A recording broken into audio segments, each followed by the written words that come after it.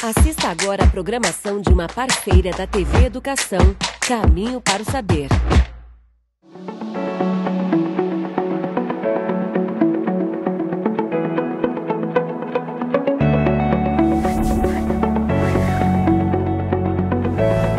Olá pessoal, está começando agora mais uma edição do Educação em Rede, um programa desenvolvido pela Universidade Estadual do Maranhão em parceria com o Governo do Estado por meio da Secretaria de Estado de Educação. Aqui você encontra muita cultura, reportagens sobre vários temas relacionados à sociedade, à educação e também informações para a sua vida acadêmica e profissional. Por exemplo, na nossa agenda cultural, daqui a pouco você vai ver, é possível saber um pouco mais sobre cursos e outras dicas importantes para a sua vida profissional. Agora, o programa de hoje está muito interessante, a gente vai falar sobre um assunto muito importante, que é que esse ano aqui no Brasil se comemora 90 anos da conquista do voto feminino. E um dos grandes passos para a inclusão das mulheres na vida política do país aconteceu no dia 24 de fevereiro de 1932, quando o presidente Getúlio Vargas assinou um decreto que concedeu às mulheres o direito de votar.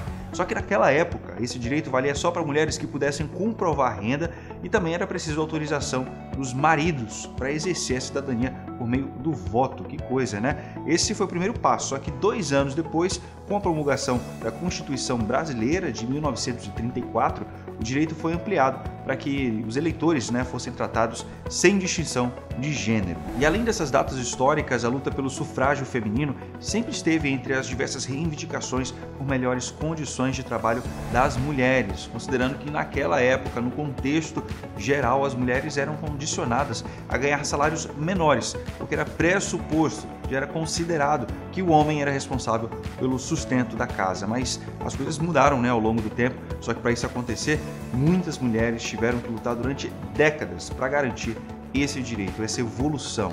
Em todo o Ocidente, muitas delas, de diferentes classes sociais, moviam-se pelo desejo de equiparação dos direitos e se esforçaram muito para conquistar espaço na política. E para falar mais sobre esse assunto, a gente vai conversar agora com a professora e pesquisadora Elizabeth Abrantes. Ela que é doutora em História Social e a Tâmara Cantanhede fez uma entrevista muito bacana com ela. Vamos ver. Oi, Lucas. Oi, pessoal. Hoje o programa Educação em Rede tem como pauta os 90 anos de voto feminino no Brasil. Para isso, a gente vai conversar com a professora Elizabeth Abrantes, que é doutora em História Social e professora do Departamento de História da UEMA. Professora, muito obrigada pela sua presença, por ter aceitado o nosso convite e conversar aqui com a gente. Professora, para começar, eu queria que a gente falasse um pouquinho sobre o porquê das mulheres não terem o direito ao voto, inicialmente, né? Certo. Eu quero agradecer, inicialmente, pelo convite, para falar de uma data tão importante, para todas nós, mulheres, e para a sociedade, de uma forma geral, que é essa grande conquista, do direito de cidadania, que é o direito ao voto, e que as mulheres conquistaram em 1932, dia 24 de fevereiro de 1932. E porque até então as mulheres não podiam votar, eram proibidas de votar, se havia realmente uma legislação específica que proibisse esse direito. Então, primeiro é importante falar da questão também da cidadania no Brasil, que sempre foi muito restrita, não só as mulheres, mas as camadas populares, de uma forma geral. Então, no século XIX, na época do Império, o voto ele era censitário, que era um voto que exigia dos eleitores uma renda mínima para votar. Os eleitores poderiam até ser analfabetos, mas eles tinham que ter uma renda. E aí, com isso, a maioria da população ficava proibida, interditada de votar. E os escravos, os sujeitos escravizados, porque esses não eram considerados cidadãos, portanto, eram só os livres, e no caso aí do Império, eram os homens livres, maiores de 21 anos e com essa renda mínima. Então, durante todo o século XIX, as mulheres não puderam votar. Dentro dessa cultura também patriarcal, dessa cultura em que as mulheres deveriam ficar no espaço doméstico, em que havia essas esferas separadas para homens e mulheres, em que os lugares determinados para os homens eram justamente da esfera pública, do trabalho, da política, enfim, da vida pública, enquanto que as mulheres, né, elas eram educadas e preparadas, né, para o ambiente doméstico, né, para o cuidado da família, né, dos filhos, para ser esposas e mães. Então, havia essa cultura, né, que até mesmo dificultava o acesso das mulheres à educação, à escolarização, para que esses papéis, que nós chamamos, né, os papéis de gênero, os papéis tradicionais, que são colocados para homens e mulheres em determinadas, né, sociedades, em contextos históricos, para que elas ficassem reservadas apenas ao espaço doméstico, em que o voto do marido, né, era considerado já o voto da família, era o voto suficiente para representar, né, aquela família. Então, em razão disso, as mulheres não votavam no Império. Com a República, né, houve essa esperança, né, de que aquele discurso republicano, em que haveria uma ampliação dos direitos de cidadania, iriam também atingir as mulheres, chegar até as mulheres. Né? As mulheres ficaram até mesmo com aquela expectativa, né, de que pudessem ser contempladas agora nesse novo regime. Mas não foi isso que aconteceu, porque a Constituição de 1891, ela estabeleceu, né, que o voto ele seria para os cidadãos, né, a partir de 21 anos, e que estivessem na lista eleitoral, né, que fizesse o cadastro, o seu alistamento. Então, ao mesmo tempo que a Constituição ela não proibia diretamente, abertamente, né, assim, com todas as letras, mas também ela não permitia, ela deixou esse espaço, essa brecha. E nessa brecha, muitas mulheres chegaram a solicitar o direito de se alistarem como eleitoras, mas toda vez que tentavam, né, era recusado. Aí a interpretação saía da letra da lei, especificamente, já que havia essa brecha, e ia muito mais para o campo do costume, né, da questão desses valores que eram sempre alencados, né, como assim, aquela questão da manutenção de uma certa ordem social, uma certa ordem também, né, familiar, em que o cabeça, o chefe, era o marido, era o homem, e, portanto, a mulher, né, teria que submeter, portanto, a essa hierarquia, né, e esse comando, e o voto do esposo seria também o voto da mulher, né, então, da própria família. Então, a Constituição de 1891, ela não proibiu, mas também ela não permitiu abertamente, ela deixou uma brecha, e essa brecha, toda vez que as mulheres tentavam, né, ir por esse caminho para tentar realmente se alistar, elas eram impedidas por uma leitura, né, que era feita pelos juízes, enfim, né, esse olhar masculino, que toda vez, né, impedia, indeferia esses pedidos das mulheres. Né? Então, em breves palavras, né, tem a questão, né, principalmente dos costumes, desses valores patriarcais, dificultando, né, o acesso à cidadania feminina. Professora, houve uma luta, né, para conquistar esse direito, e quando a gente fala em questões locais, falando de Maranhão, como é que se deu esse movimento por aqui? Sim.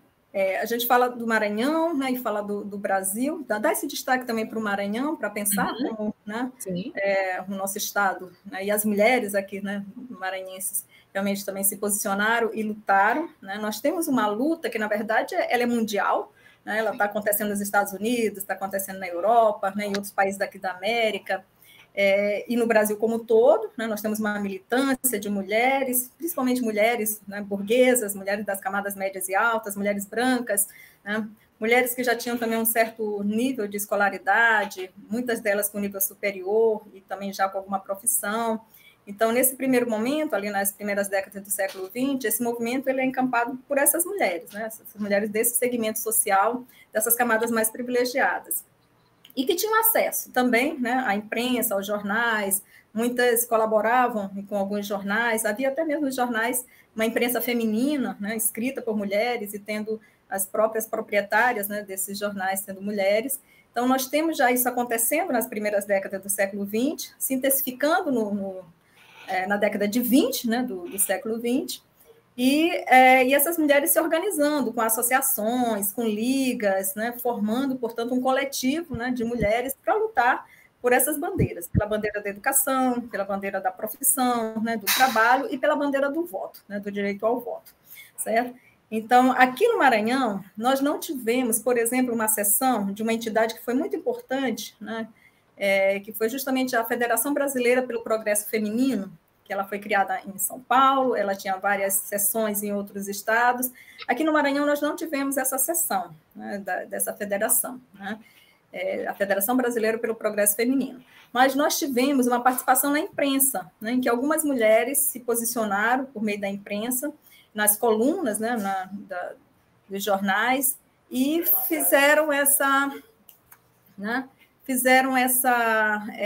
participação também, dialogando com a opinião pública, né, expondo o seu posicionamento e defendendo o direito ao voto. Né? Em algumas desses jornais, nessas colunas, havia até mesmo enquetes para que as mulheres, né, pudessem participar e dar sua opinião. Quem era favorável ao voto e quem era contrário. E dizendo por quê, a justificativa. Então, nós temos essas fontes históricas, né, onde nós temos algumas dessas personalidades, algumas ficaram conhecidas porque foram professoras primárias de destaque, né, como Rosa Castro, por exemplo, que é muito conhecida, né, aqui no campo educacional, e essas mulheres se posicionaram, algumas vezes a favor, outras vezes contra, que foi o caso da Rosa Castro.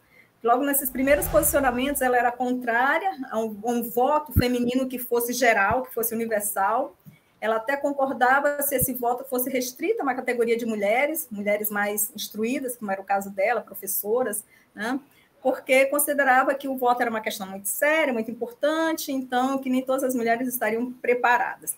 Mas, a pouco, ela foi modificando no sentido de ir aceitando cada vez mais o voto e chegou até mesmo a ser candidata, né? Quando houve a vitória, né, a conquista do direito ao voto e a primeira eleição para a Assembleia Constituinte, depois para a própria Assembleia Estadual, e ela se candidatou e chegou a perder por um voto para uma outra candidata, a Zuleide Borgeia. Então, aqui nós tivemos também uma participação, né, das mulheres se posicionando e lutando pelo direito ao voto, não com a mesma intensidade, com essa organização mais coletiva, como aconteceu em São Paulo, onde a gente teve à frente a bióloga, né, a cientista Berta Lutz, né, que foi assim, o grande nome dessa luta aí pela organização das mulheres, né, para que essas mulheres pudessem realmente fazer uma pressão, né, sobre os políticos, sobre o Congresso, para que pudesse pressionar vários setores da sociedade e, com isso, atraindo, né, cada vez mais a opinião pública favorável para a questão do voto. Né? E a própria Berta Lutz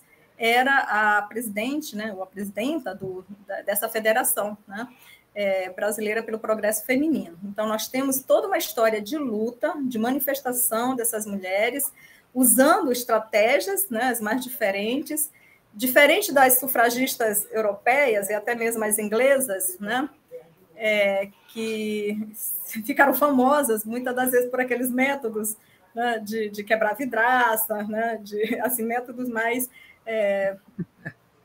alguns chamam de violentos, né? Mas elas estavam buscando também chamar a atenção, né, da sociedade para essa necessidade, essa importância, né? Então, na Europa e nos Estados Unidos, a gente tem muito essa questão das sufragistas, e que foram chamadas de sufragetes, até mesmo de uma forma para tentar desqualificá-las, né? E aqui no Brasil, o movimento, como ele se deu mais por essas mulheres das classes altas e camadas médias urbanas, né, essas mulheres brancas e burguesas, portanto, elas optaram, né, por um tipo de estratégia que não chocasse tanto a opinião pública, a sociedade, e que atraísse esses setores, até mesmo aqueles conservadores. Né? Então, elas se consideravam feministas, mas dentro do que elas chamavam de um feminismo moderado, né, para poder se distanciar daquela imagem das feministas europeias ou americanas, né, que elas chamavam aí de feministas radicais. Né? Então, por aí a gente já vê que tem vários feminismos, né, que o feminismo não é uma coisa homogênea. Sim, é exatamente isso que agora que eu queria que a senhora falasse um pouquinho, professora, sobre essa diferença, porque às vezes o feminismo acaba sendo mal visto por conta dessas questões. Então, eu queria que a senhora falasse um pouquinho para a gente sobre o que é o feminismo e por que ele é tão importante. A gente tem que pensar, né, o feminismo enquanto esse movimento, né, já um movimento organizado, né, porque nós vamos ter isoladamente ideias feministas, que a gente pode chamar de feministas, em outros momentos históricos. Lá no século XVIII, na época da Revolução Francesa, né, nós temos uma grande figura, que é Olympe de Gouges, né, que escreveu a Declaração, né, dos Direitos, né, das Mulheres, né, e das cidadãs, justamente para fazer ali o contraponto com aquele documento tão famoso, né, da época da Revolução, né, que é a questão dos direitos do homem, né? dessa Declaração dos Direitos do Homem e do Cidadão. Então, ela escreve, né, pagou um preço muito alto, né, que foi mesmo a própria decapitação dela, né, o julgamento, a condenação à morte, e essas ideias que já faziam a defesa, né, da emancipação feminina, né, da igualdade entre homens e mulheres, os mesmos direitos, né, para homens e mulheres, ser tratada realmente como cidadã, como indivíduos, né? Então, a gente já tem algumas ideias ali de algumas mulheres, até escrevendo manifestos, livros, mas é no século XIX que esse movimento se organiza, né? Realmente como um movimento mesmo coletivo, né? Um movimento político, que vai questionar essas relações de poder dentro da sociedade, né? E dentro dessas relações de poder que justamente hierarquizam, né? E estabelece uma dominação, né? Do masculino sobre o feminino, né? Então, a luta feminista é uma luta justamente pela igualdade, né? Para que haja uma sociedade mais justa, mais igualitária, né? Com os mesmos direitos, né? Então, contrária a qualquer tipo de exploração, certo? Então, é um movimento que pensa no bem-estar geral da sociedade, não só das mulheres, porque não são só as mulheres que vão se beneficiar com uma sociedade mais justa e igualitária, né? Mas toda a sociedade se beneficia. Certo? Mas aí a gente tem várias, né, manifestações também do feminismo que estão ligadas, né, muitas vezes às questões de classe, às questões étnico-raciais também, né? Então a gente fala de um feminismo moderado, de um feminismo burguês, de um feminismo, alguns classificam como mais radical, né? Enfim, na atualidade a gente, né, tem já uma outra categoria do feminismo negro. Então a gente tem várias manifestações, né, do feminismo que implica nesse movimento político, nesse movimento social de luta, né, pela igualdade, né, entre homens e mulheres. Certo? Importantíssimo, né, professora? Importantíssimo. Agora eu queria que a gente faça um pouquinho sobre números. De acordo com o TSE, as mulheres no Brasil hoje representam 53% do eleitorado do país. E eu queria que a senhora falasse para a gente a importância desse número. É muito importante porque é um eleitorado, né, muito forte, né, um eleitorado realmente que representa uma força, né, política muito grande, e que vem crescendo, né, porque se a gente for pensar desde 1932, né, há toda uma luta para convencer as mulheres também, porque não foi só conquistar o voto, né?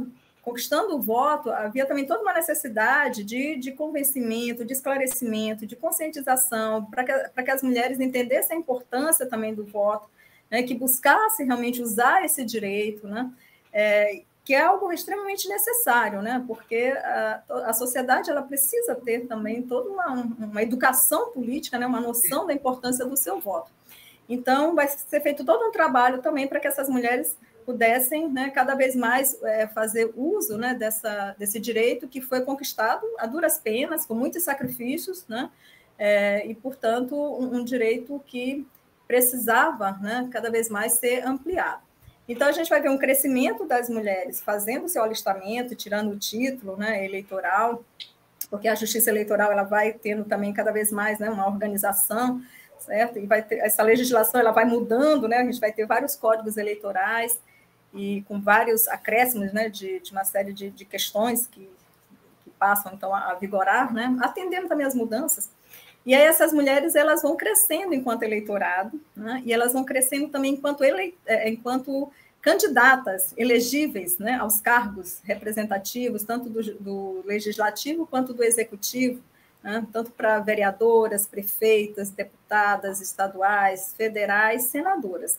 Certo? A gente vai tendo também o crescimento dessa participação das mulheres, a ponto da gente ter uma lei em 97, né, que estabelecia uma cota mínima de 30%, né, para que os partidos pudessem ter mulheres candidatas. Isso em 97, depois isso alterou, aumentando também mais. Então, os partidos eles precisam apresentar, né, um número de mulheres candidatas.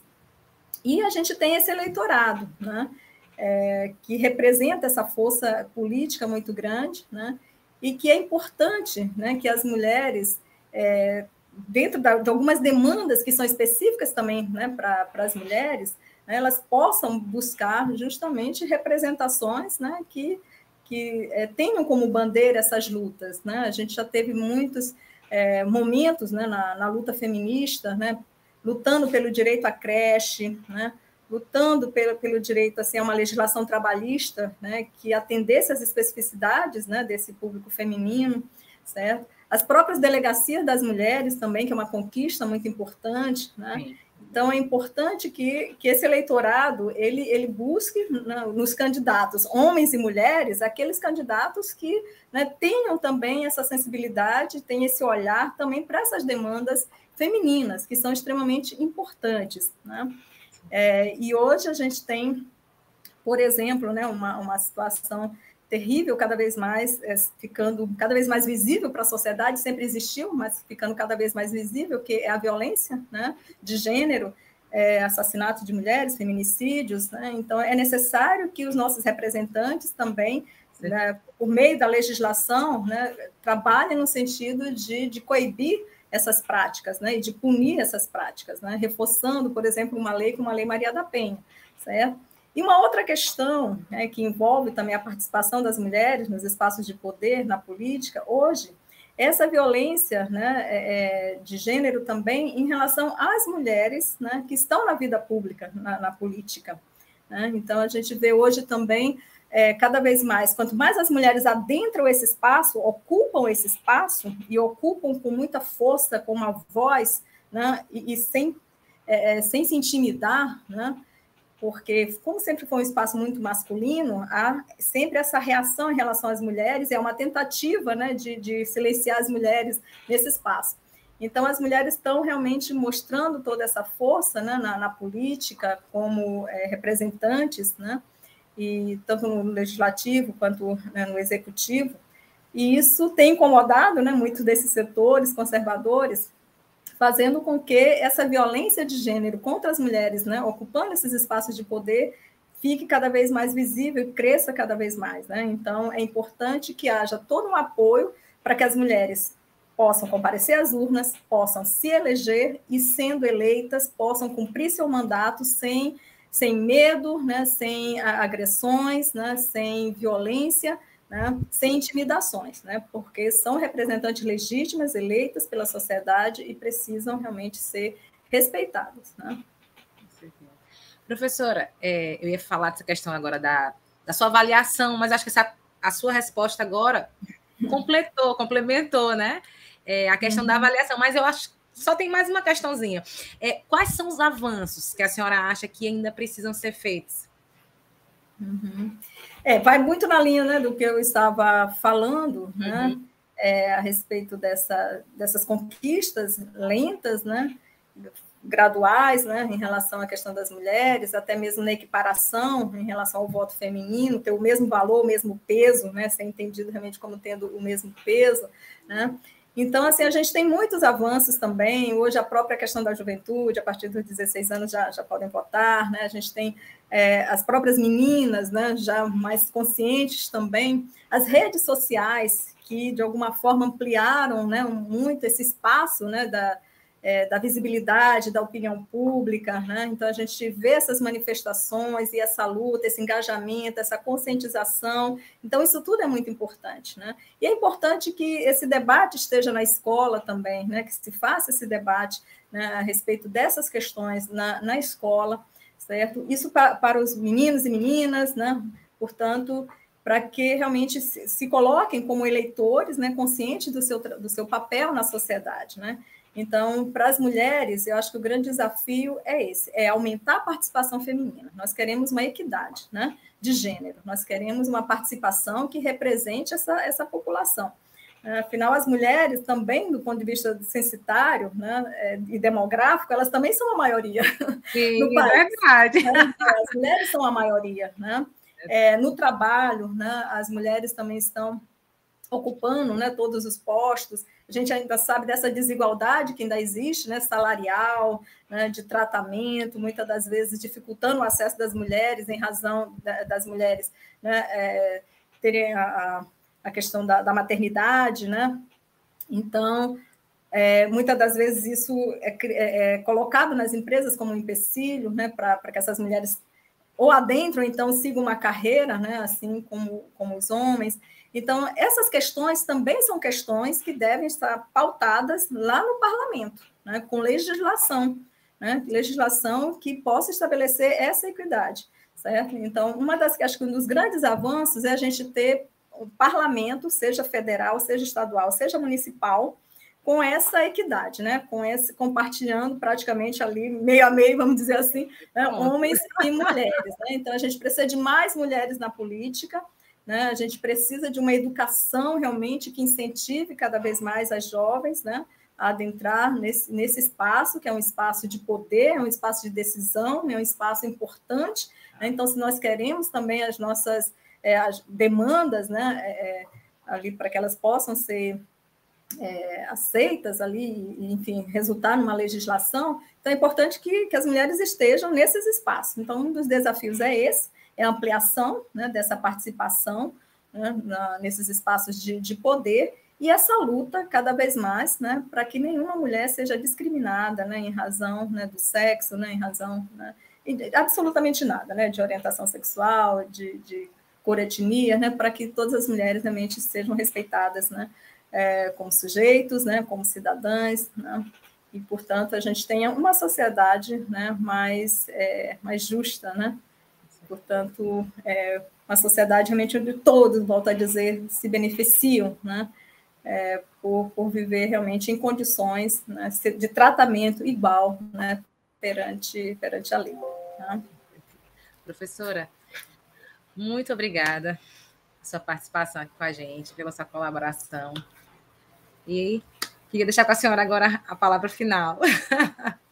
Eu que agradeço, né? Mais uma vez parabenizo, né, a todas as mulheres, né, por essa grande conquista e que a gente continue, né, assim, nesse esforço constante, né, para que essa conquista de 90 anos, né, que completa 90 anos, realmente ela possa cada vez mais, né, ser ampliada. Né? Então, portanto, nós só temos a comemorar. Eu volto a insistir na palavra conquista, né? O voto foi conquistado. Né? Bom, agora continuei contigo, Lucas. Tá aí, obrigado a Tâmara, obrigado a professora Elizabeth Abrantes também.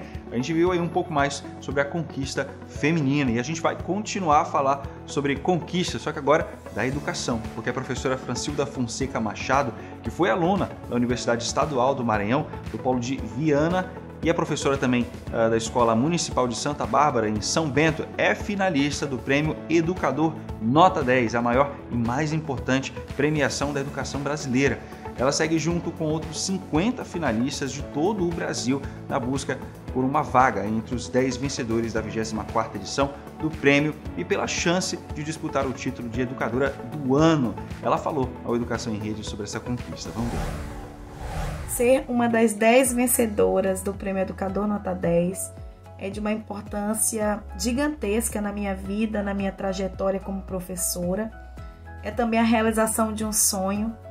Eu lembro que eu ainda era criança, a minha mãe é professora, e ela tinha revistas voltadas para a área da educação, e ali eu lia, né, páginas onde falava de projetos desenvolvidos pelos professores e premiados no Educador Nota 10.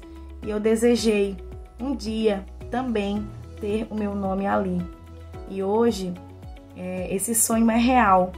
Isso mostra que todos esses esforços desenvolvidos ao longo da minha trajetória, eles têm uma significação, uma importância muito grande na vida dos alunos e também pode ser uma oportunidade, né, de dar visibilidade às revoluções invisíveis, né, que nós professores fazemos em nossas salas de aulas e que podem também inspirar outras pessoas. Então isso para mim é muito importante, eu me emociono muito em falar desse momento e dizer que a alegria está transbordando aqui, né, por esse momento em nossas vidas. Junto com outros 9 educadores que também foram vencedores desta edição, ainda participarei de um outro momento. Os nossos trabalhos, eles serão submetidos à apreciação popular e as pessoas poderão votar escolhendo o projeto que mais se identificaram e que mais gostaram. Então esse projeto ele recebe uma bonificação em uma etapa do projeto chamada Esse Projeto é 10. E na data da premiação, no dia da premiação, o corpo de selecionadores irão ainda selecionar um de nós, educadores vencedores, e esse professor será considerado o educador do ano e receberá mais uma bonificação de R$15.000. Então, esse momento aí são as etapas que nós ainda participaremos.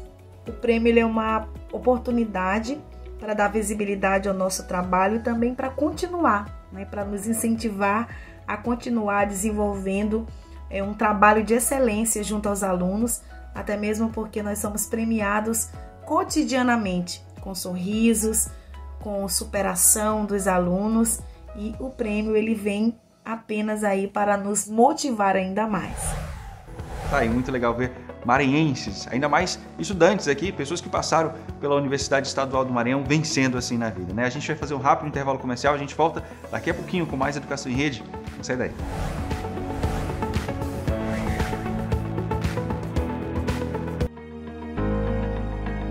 Um lugar de ritmos únicos, tradições históricas e sabores inesquecíveis.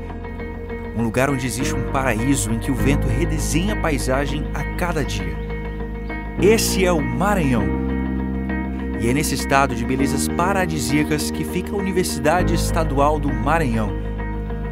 E é nela que vamos nos encontrar em 2022, seja de forma virtual, presencial ou híbrida. A UEMA e o Grupo Internacional de Pesquisa e Educação Digital GPEDU Unicino CNPq da Universidade do Vale do Rio dos Sinos vão realizar o terceiro Real Life para pensar e discutir os desafios para a educação online. Estamos muito felizes em receber vocês nesse evento, que já é um sucesso a cada ano.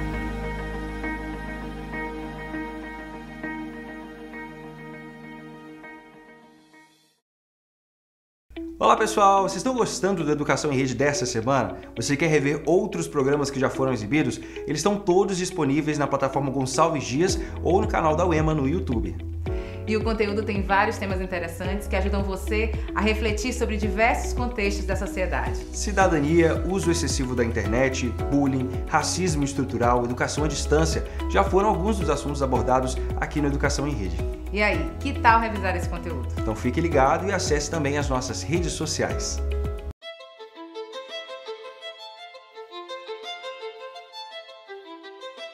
Tudo começa pelo primeiro degrau.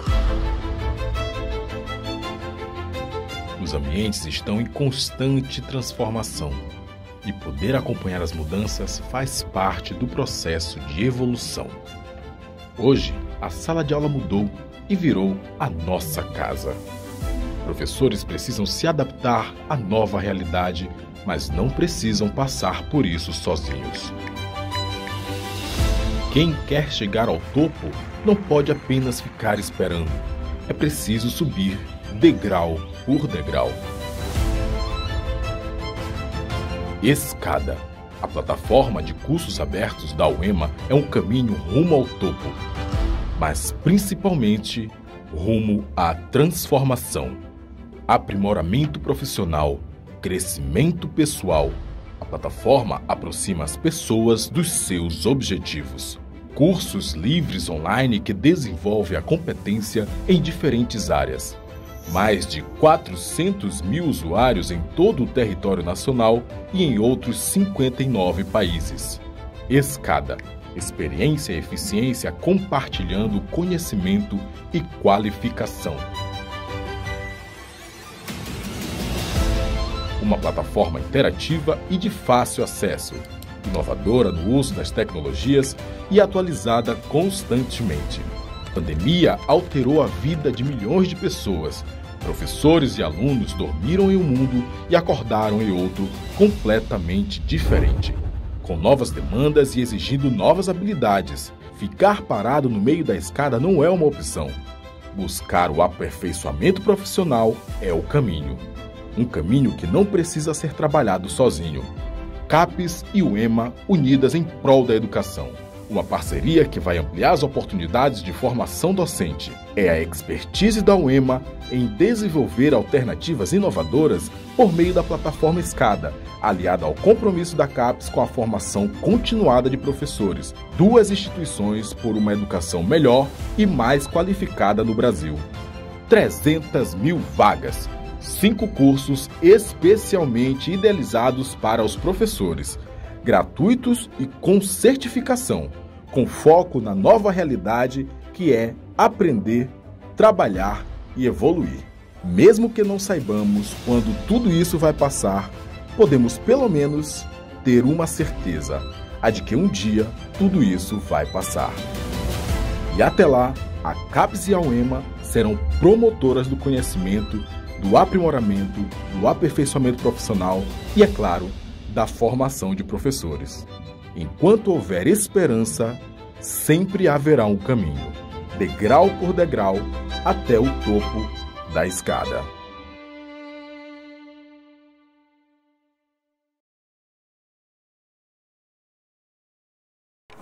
O mundo, mais uma vez, entrou em alerta. A chegada de novas variantes está aumentando os casos de Covid. O governo do estado está abrindo leitos e ambulatórios para atender a população. Evite aglomerações, use máscara, lave as mãos com frequência ou use álcool em gel e tome a vacina. A vacina evita que a pessoa adoeça ou tenha formas graves da doença. Governo com o povo. O Maranhão num caminho novo.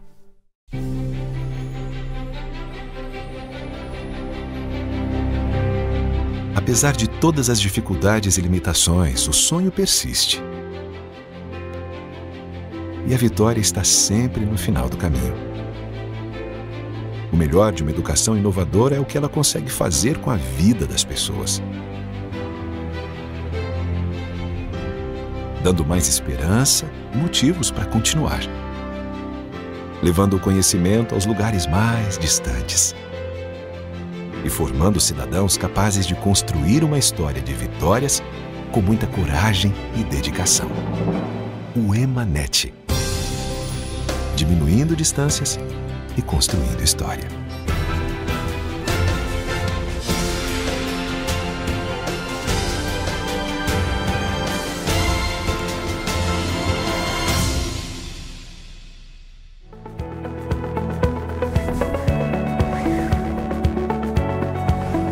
Estamos de volta com a Educação em Rede. A gente vai direto chamar agora a Tâmara Cantanhede com a nossa agenda cultural. Olá pessoal, eu sou Tâmara Cantanhede. É muito bom estar novamente com vocês em mais uma agenda do nosso Educação em Rede. E para começar, eu vou reforçar uma informação que o Lucas já passou para vocês. A Universidade Estadual do Maranhão já divulgou o edital do seu processo seletivo de acesso à educação superior. As inscrições já estão abertas e podem ser realizadas até o dia 4 de março, no valor de R$ 85. Fique atento ao prazo. Serão ofertadas 3.370 vagas para o segundo semestre de 2022. A aplicação da prova está prevista para o dia 22 de maio. Agora a dica vai para quem curte literatura popular. A plataforma Escada disponibilizou o curso Literatura de Cordel. O cordel é uma expressão popular que mistura letra, música e ilustrações. O curso é uma oportunidade de conhecer os elementos básicos e o papel social do cordel, buscando a valorização da literatura popular e reconhecimento da pluralidade cultural do nosso país. Legal, né? Para se inscrever, basta acessar escadauema.com, lembrando que os cursos da plataforma Escada podem ser feitos por qualquer pessoa interessada. Possuem certificação, são gratuitos e totalmente online. Bom, para concluir a agenda de hoje, vamos falar sobre o concurso para a criação do hino oficial da UEMA. As inscrições já estão abertas e vão até o dia 18 de março. Podem participar alunos, ex-alunos, professores e a comunidade em geral. Dentre os critérios de avaliação estão citações que contemplem a história da UEMA, composição submetida por meio de gravação em áudio ou audiovisual do hino, letra do hino com identificação de autoria e partitura com melodia e letra. E o vencedor receberá um prêmio do valor de R$ 3.000. Mais informações, acesse o edital no portal uema.br. Bom, Lucas, agora é contigo. Vou ficando por aqui, até a próxima. Aí, valeu, Tâmara, pelas dicas da agenda cultural. E o Educação em Rede já está no finalzinho, só que antes de me despedir de vocês, eu queria lembrar da campanha Vacine-se, uma atitude inteligente, idealizada pela Universidade Estadual do Maranhão, com o intuito de conscientizar toda a sociedade, você de casa que está assistindo a gente agora, sobre a importância da vacinação para combater o coronavírus. A gente teve um programa muito especial sobre o tema, sobre vacinação, que está disponível no YouTube do Emanet, e para quem quiser rever e também ver outros programas, é só você procurar mais informações nas redes sociais do Emanet. Nas redes sociais da UEMA também tem muita informação, então é só você acessar lá, você pode tirar várias dúvidas sobre a vacina e é importante incentivar sempre a prevenção e a imunização para a gente conseguir vencer a pandemia do coronavírus. E é isso, pessoal. O Educação em Rede está ficando por aqui. A gente volta na semana que vem com muito mais conteúdo para você e, claro, eu vou estar aqui esperando. Até lá!